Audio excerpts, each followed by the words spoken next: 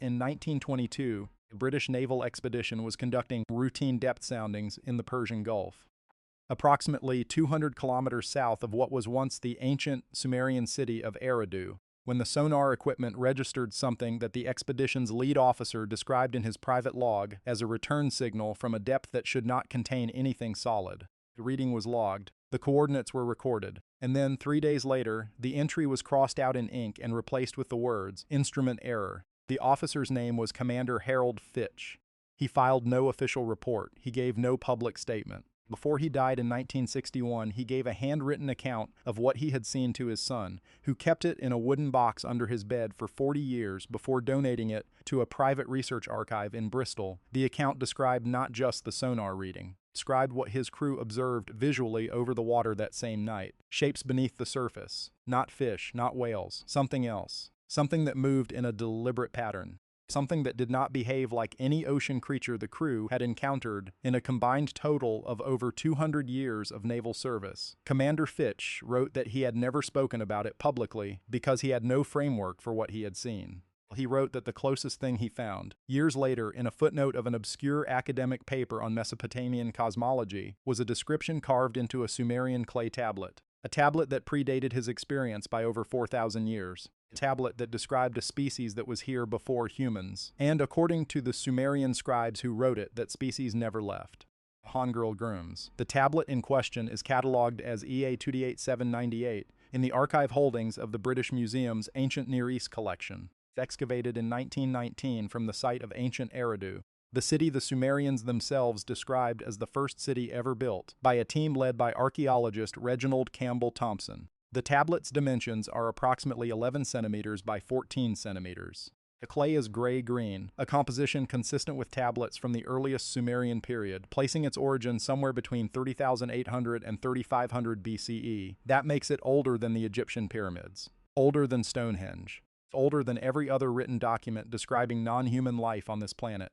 The tablet was initially translated in 1931 and classified as a mythological text, specifically as a fragment of the Abzu cosmology, Sumerian description of the underground ocean that their gods were said to inhabit. Standard academic treatment. Filed, catalogued, and forgotten. It was not revisited until 1978. A marine biologist named Dr. Ingrid Solveig at the University of Oslo was cross-referencing ancient descriptions of deep-sea environments for a paper on pre-scientific ocean knowledge. She requested a copy of the translation. She read it once. She requested the original cuneiform photographs. She studied them for 6 weeks. Then she wrote a letter to the British Museum stating that the tablet did not describe a myth. It described a species.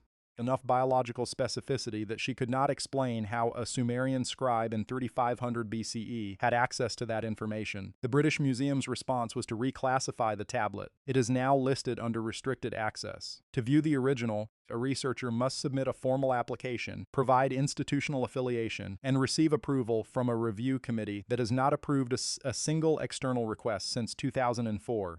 Dr. Solveig's letter is referenced in a 1981 footnote. Her paper was never published.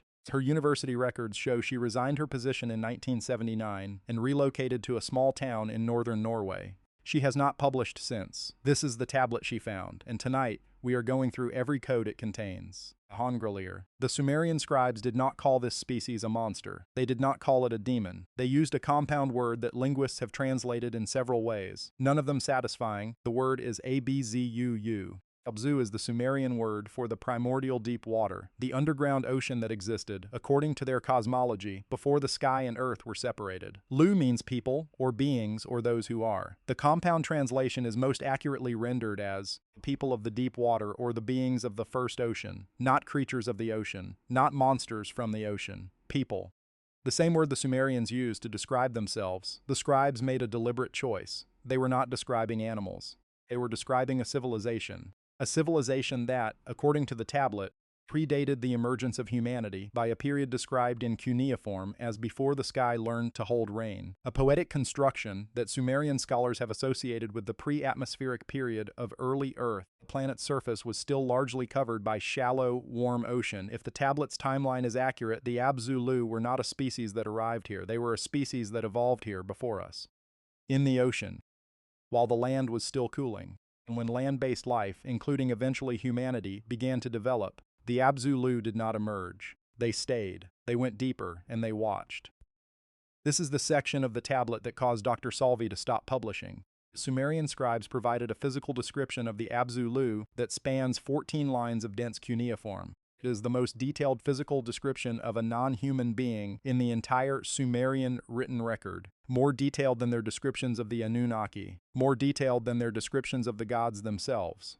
The translation reads as follows. Their form is long. Their skin holds no light and gives back none. Their eyes are positioned to see in every direction without turning. They have no singular face as humans understand it. Their perception organs are distributed. Their movement in water leaves no disturbance. On the rare occasions when they have been observed near the surface, they cast no shadow even in direct light. That last detail is not symbolic. Scribes add a technical notation beneath it, a specific cuneiform marker used throughout Sumerian scientific texts to indicate an observed, documented phenomenon rather than a metaphorical one. They cast no shadow. Marine biologists who have reviewed this description without being told its origin have noted that several elements correspond to documented deep-sea adaptations, distributed sensory organs, skin that absorbs rather than reflects light, movement hydrodynamics that minimize water displacement. These are not mythological inventions. These are evolutionary solutions to the specific problem of surviving in an environment with no light, high pressure, and extreme cold. Scribes described a creature perfectly adapted to the deep ocean, at a time when humanity had no submersible technology, at a time when the deepest water a Sumerian fisherman could reach was perhaps 30 meters. How did they know what lives at 3,000 meters? The tablet provides the answer in Code 3. Daddu, the Sumerian scribes, did not describe the Abzu-Lu from imagination. The tablet contains what can only be described as a contact log, a record of specific encounters between humans and the Abzu-Lu, documented across what the text identifies as 7 generations of Sumerian record keepers. The encounters followed a consistent pattern. They occurred near the mouths of rivers, always at night. Always during specific lunar phases, the tablet identifies with a cuneiform symbol corresponding to what we would call a new moon, the darkest possible sky. And they were always initiated by the Abzu-Lu, never by the humans. The contact was not violent. The tablet is explicit about this. The scribes use a word that translates as deliberate approach, a term they used elsewhere to describe diplomatic envoys and formal messengers. The Abzu-Lu approached. They communicated. Not in words, the tablet specifies this clearly. They communicated in what the scribes called pressure patterns, rhythmic compressions in the water or air near the contact point that the human observers interpreted as structured information. Over 7 generations, Sumerian record keepers developed a partial ability to interpret these patterns. The tablet contains a phonetic key, a series of cuneiform symbols paired with descriptions of specific pressure sequences. It is, in essence, a translation guide. Scholars who have examined this section describe it as the strangest portion of the entire text, not because the content is impossible, but because the structure is too methodical to be fiction. You do not invent a translation guide for a language that does not exist. You document one that does. What did the Abzu-Lu communicate? The tablet records 3 categories of message: warnings, observations, and what the scribes translated as corrections. We will return to the corrections in Code 7.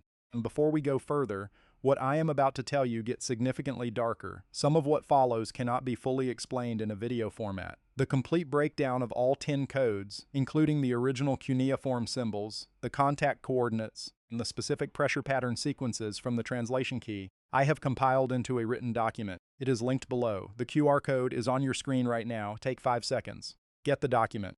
Then come back, because what comes next builds directly on everything you just heard. This is the code that academic institutions have worked hardest to ignore. The tablet contains 3 diagrams carved directly into the clay, not writing. Diagrams, rendered with a precision that required deliberate measurement and a steady hand. The scribes who carved them were not decorating the tablet. They were recording spatial information. Diagrams were initially dismissed as abstract religious imagery, the standard academic response to anything in ancient texts that does not fit a known category. But in 1983, a cartographer at the University of Hamburg named Klaus Weiner was examining photographs of the tablet for an unrelated study on ancient map making when he recognized what they actually were: daft contour maps, specifically depth contour maps of the Persian Gulf and the northern Arabian Sea, rendered from above, from a perspective that requires either aerial observation or a detailed mathematical model of underwater topography. The Sumerians had neither. No aircraft, no satellite imagery, no sonar technology, and yet the depth profiles on the tablet match. within a margin that Wiener calculated at less than 12%, the modern bathymetric charts of the same region. Wiener published a paper in 1984. It received 2 citations and was never discussed in mainstream archaeology, but that is not the most significant element of the depth maps. The most significant element is what they mark. In each of the 3 diagrams, there is a symbol.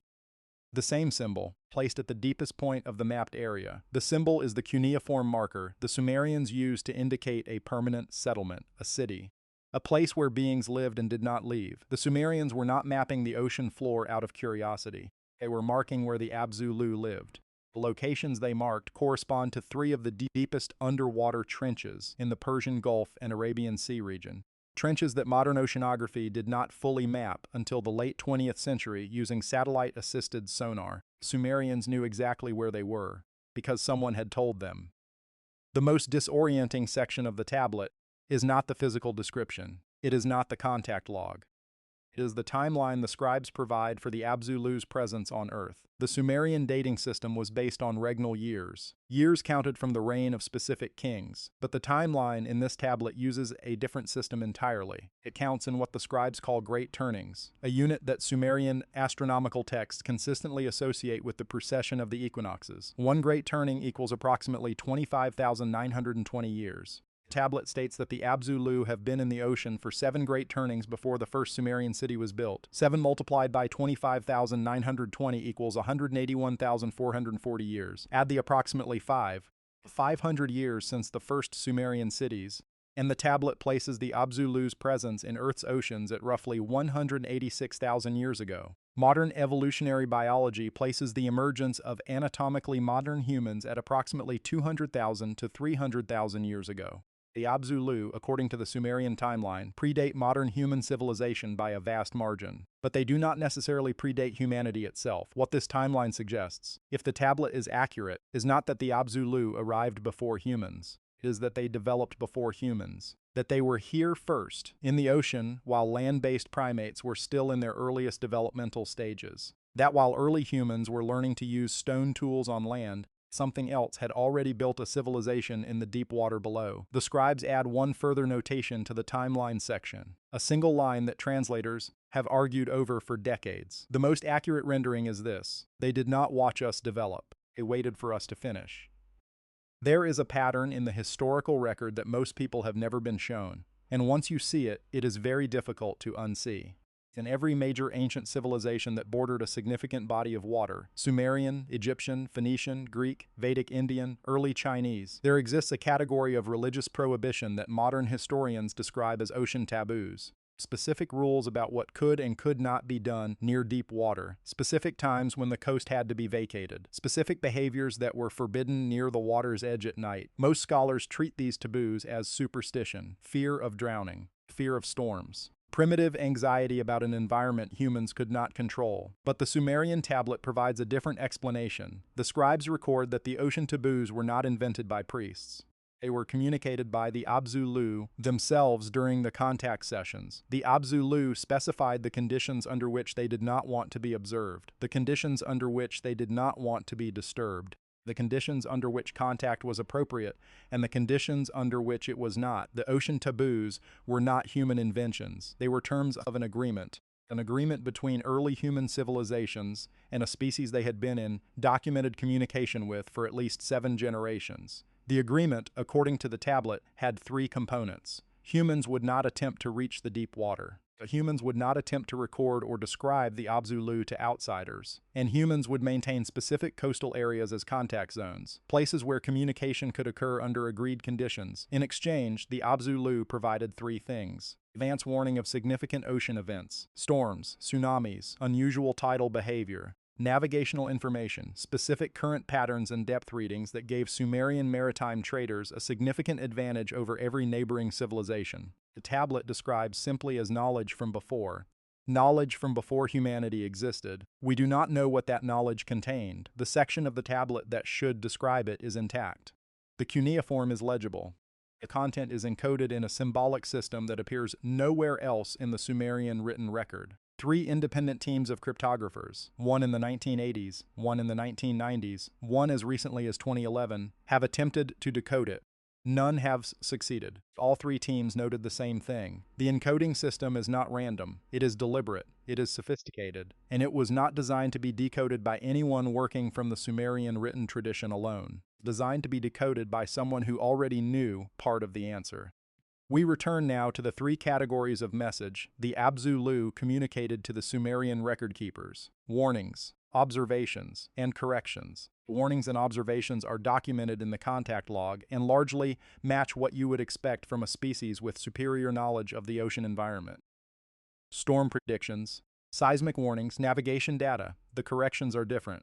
The tablet records 11 instances over 7 generations where the Abzu-Lu interrupted the standard contact sequence to deliver what the scribes describe as a correction to human behavior.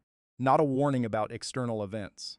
A correction to something humanity was doing. Scribes documented each correction in careful detail. 3 of them involved agricultural practices near river deltas.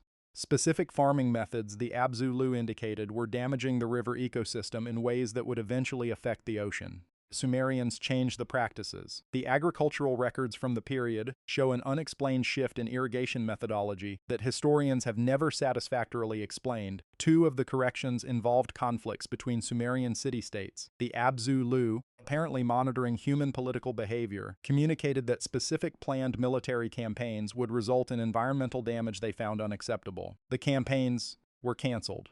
The historical record shows this as unexplained diplomatic reversals.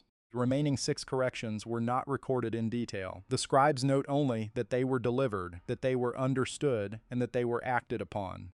The content is marked with the same redaction symbol used elsewhere in the Sumerian record for information considered too sensitive for general preservation. What is significant about the corrections is not their content. It is their implication. A species that corrects human behavior is not a passive observer. It is not a myth. It is not a monster. It is a stakeholder. A species with its own interests in what humans do to the planet they both share. The Abzu-Lu were not hiding from humanity.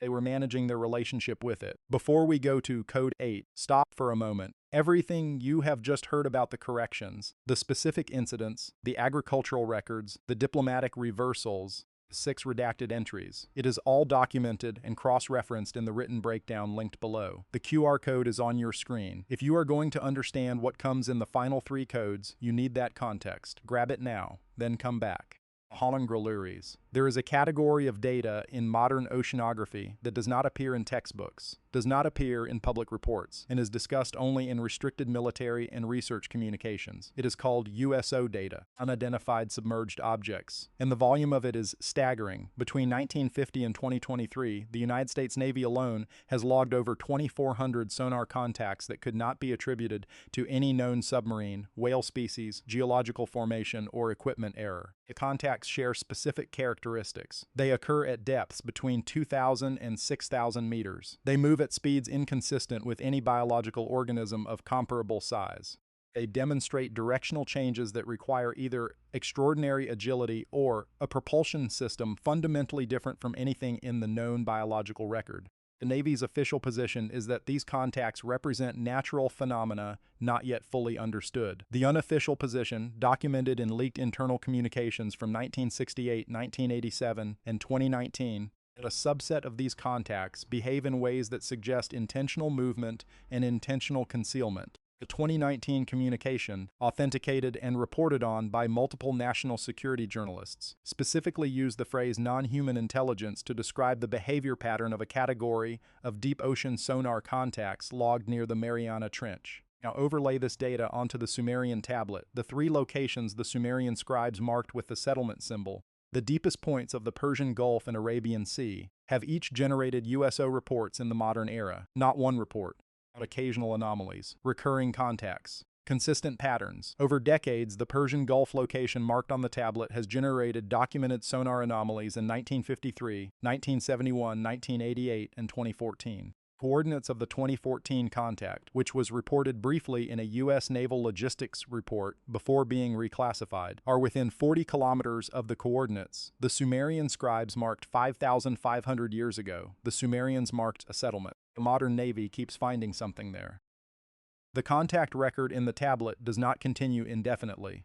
It ends. Scribes document a specific point, placed in the timeline approximately 200 years after the tablet was composed, when the Abzulu ceased to initiate contact. The cessation was not gradual, it was abrupt. The contact session stopped. The agreed coastal zones went silent, and no explanation was given. The scribes record their attempts to re-establish contact. They maintained the agreed conditions. They observed the agreed lunar phases. They kept the contact zones clear. Nothing. After what the tablet describes as 3 full years of silence, the senior record keeper of the period composed a formal entry that the scribes preserved in its entirety. It reads, "The people of the deep water have withdrawn, not departed."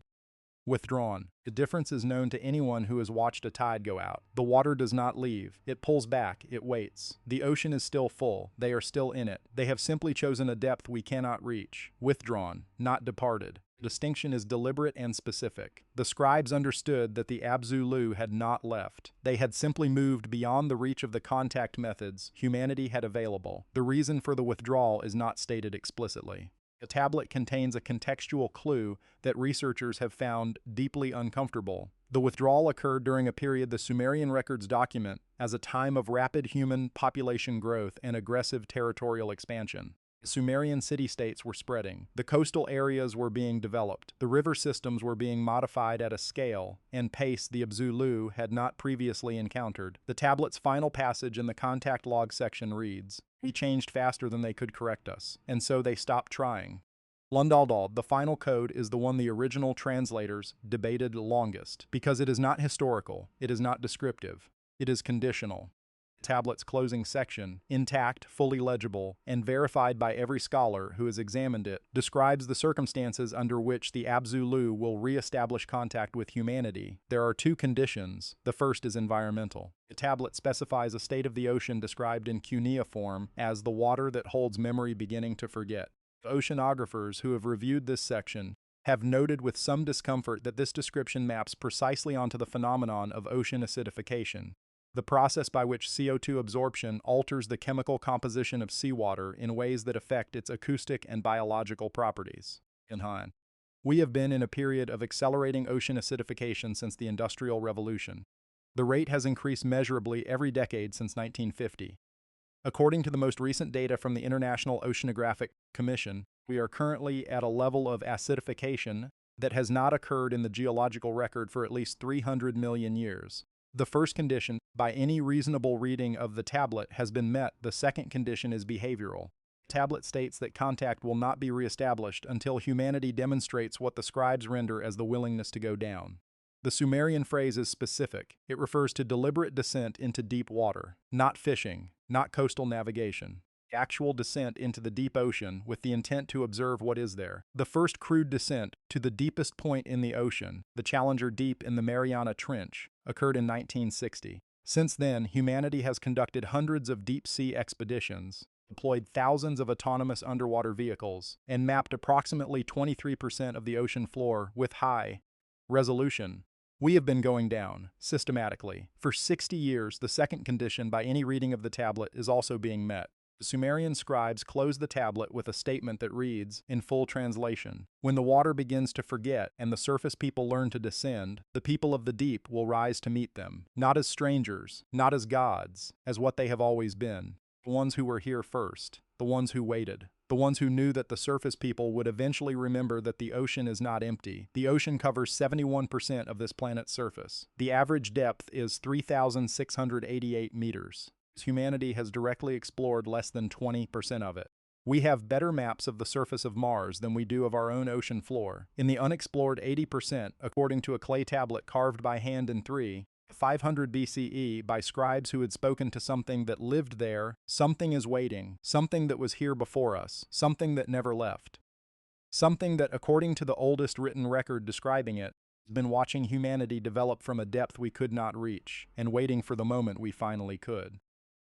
Let us return to where we started. Commander Harold Fitch, Persian Gulf, 1922. A sonar reading that should not have existed. Shapes beneath the water, moving in patterns no known creature produces. A log entry crossed out in ink. A private account kept in a wooden box for 40 years. He had no framework for what he saw. He said so himself. Spent years looking for one, and the closest thing he found was a footnote in an obscure academic paper pointing to a Sumerian clay tablet, a tablet that had already described exactly what he saw 4,000 years earlier. The academic world's response to this tablet has followed a consistent pattern: discovery, translation, reclassification, restricted access, silence. The same pattern applied to the ocean taboos of every ancient coastal civilization. The same pattern applied to the USO data logged by the United States Navy for 7 decades. The same pattern applied to Dr. Solvay's letter, Klaus Wiener's cartography paper, and the 3 cryptography teams who could not decode the knowledge section. There is a version of history in which the ocean is simply unexplored, in which the ancient texts are simply mythology, in which the sonar anomalies are simply instrument error, in which every piece of evidence pointing in the same direction is simply coincidence.